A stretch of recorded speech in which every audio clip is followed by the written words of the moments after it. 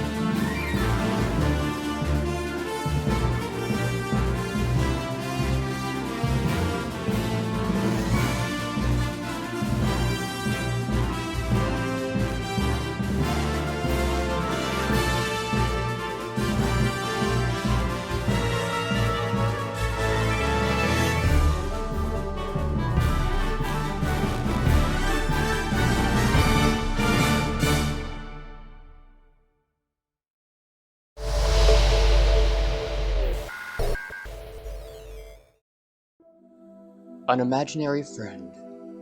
Everyone has one. They come in a limitless variety of forms. Though, if one's imaginary friend only lives inside the imagination, it seems hopeless to ever answer one of life's most critically debated questions. If our imaginary friends were in an imaginary fight, who would win?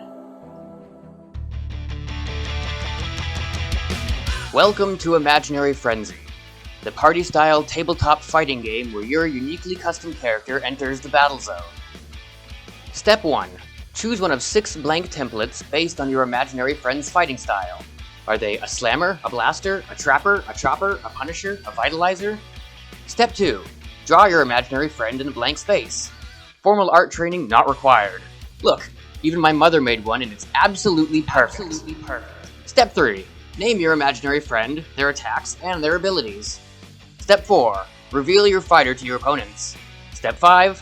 Fight. Battling with your imaginary friend is extremely fast to learn. Chip away at your enemy's health with quick basic attacks, or charge up for a potentially tide-turning mega attack. Heal if you're in trouble, and make sure to utilize your special ability. Strategy and luck collide in this arena, Rounds vary in time based on number of players and determination to win. Imaginary Frenzy offers many game modes depending on how many fighters are battling. Any imaginary friend or idea you conceptualize can join the fight. Here's just a few examples.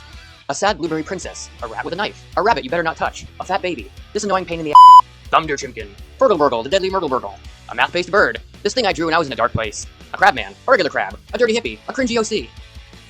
Imaginary Frenzy. Customize your character. Pulverize your friends.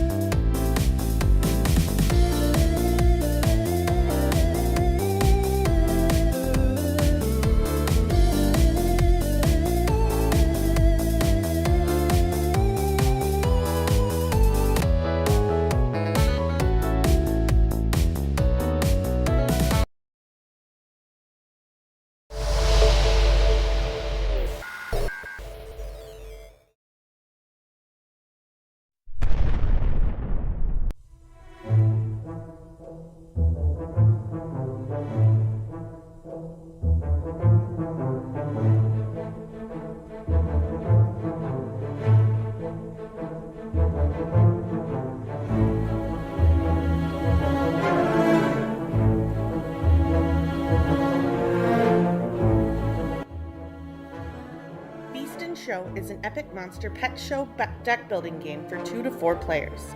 You will start by selecting your character, who lives in a fantasy world and works an ordinary day job, but your true passion is pet shows.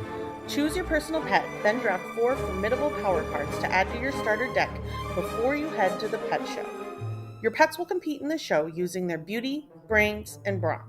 Your goal is to build the best competition team by purchasing pets, hiring people, and learning powers, all from cards in the market. These cards will be added to your deck, and some will join your team on your player boards for permanent upgrades. Each round you will have a chance to win shows and earn trophies. But watch out! Your competitors will try to sabotage you along the way. Build the best deck and team before they do to become Beast in Show.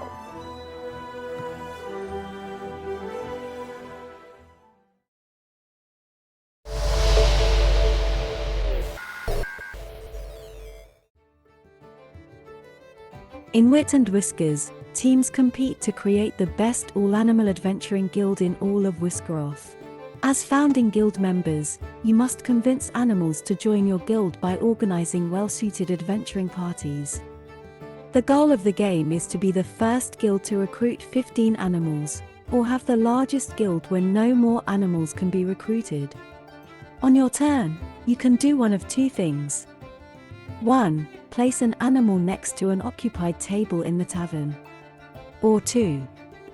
Place an animal at the same table as another animal with a different background. When you place an animal, it must be placed so one edge is next to an existing card. No diagonals.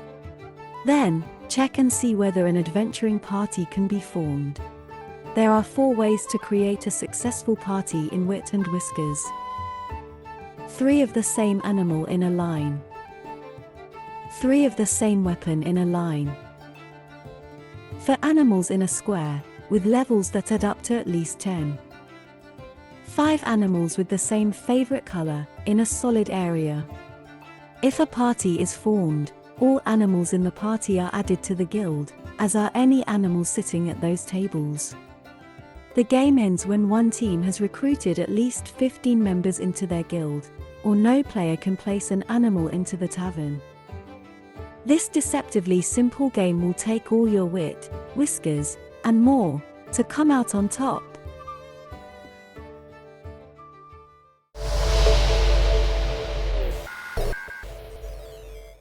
The following paid advertisement is Heroes Club official business.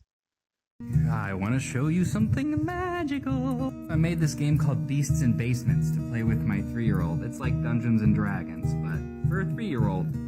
And it's mostly peaceful and creative problem solving. It's not like a fighting game. I made him this little painting. This is his character that he made up, Mr. Mustache. I'm thinking about actually writing this and publishing it for kids and families to do, because it's so freaking magical. I don't know, what do you think?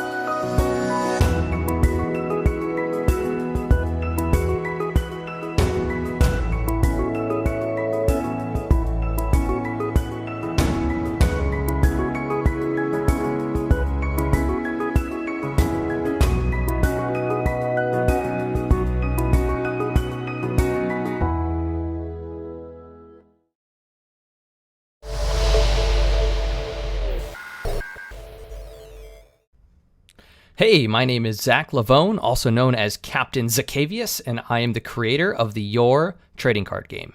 Yore is a phygital trading card game that is currently in early development.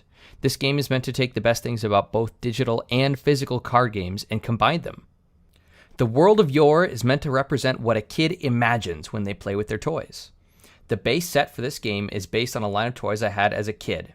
It features cunning pirates, valiant knights, the merry men of Sherwood, and audacious cowboys. Future sets could include anything that captures the imagination of kids, with a focus on kids of the 80s and 90s. The gameplay of Yore is currently in development, with public playtests happening frequently starting in September, as well as a digital playtest version available on Tabletop Simulator by the end of the year. You can also try Yore trading card game this weekend by stopping by the booth in the Tabletop Terrace area. In a game of Yore, players control beings and explore new lands in their kingdoms. They use these beings to invade an opposing kingdom and steal their treasure. Once a player has lost 13 treasure, they lose the game. My vision for this game is that players will be able to purchase physical cards in game stores and scan a unique QR code on the card to add them to their digital collection, as well as purchase cards through a digital app. The unique code associated with each card allows players to order prints and reprints of any card that they own, as well as play with that card digitally, and its authenticity and ownership can always be verified by scanning the code. Ultimately, a polished digital game is a much more involved process that takes a lot of time and talent, so the current focus is on the physical tabletop gameplay first. If you or someone you know is interested in helping me playtest, program, illustrate, write, market, or manufacture this game, please inquire in person at my booth, join my Discord, or email me, zach@playyore.com. The ultimate vision I have for Yore will most likely necessitate self-publishing this game, so a wide variety of skills will be necessary to create this vision. I'm determined to develop this game until I am comfortable launching a crowdfunding campaign sometime next year. If you're interested in following the progress of the game and being notified of major developments, please follow me on social media at CaptZacchavius or the Discord or email list at playyore.com. Thanks for watching.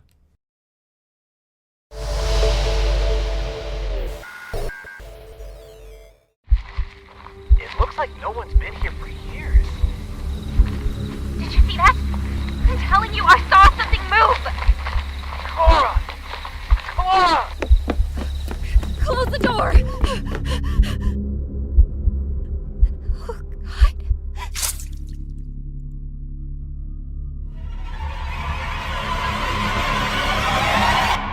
The Stifling Dark is a one versus many hidden movement horror board game with an innovative line of sight mechanic for 2 to 5 players. Up to 4 players take the roles of investigators who have followed local rumors about the supernatural to an abandoned sawmill. The final player assumes the role of the adversary, in this case, the butcher. The adversary is hidden from the other players behind their player screen. Hidden throughout the buildings is the evidence the investigators need in order to prove the rumors are true and find a way out. With each piece of evidence they pick up, the investigators unlock unique ways to interact with the map and get closer to finding an escape. Once all 5 pieces of evidence have been collected, the investigators have learned enough to stop the adversary for good. After the investigators take their activations, the butcher is free to stalk his victims. He places a shadow token on the board, giving the investigators a rough idea of his whereabouts. Now that the butcher is done stalking, the investigators take their activation and have to choose between running away or trying to find him. Choosing to fight back her fears, Chi attempts a desperate defense, rolling the sprint die to get into position. Luckily, she reveals the butcher with her flashlight and is safe, for now. Will you take on the role of an investigator or an adversary? Remember, the only way to survive in the darkness is to keep your friends close and your flashlight closer.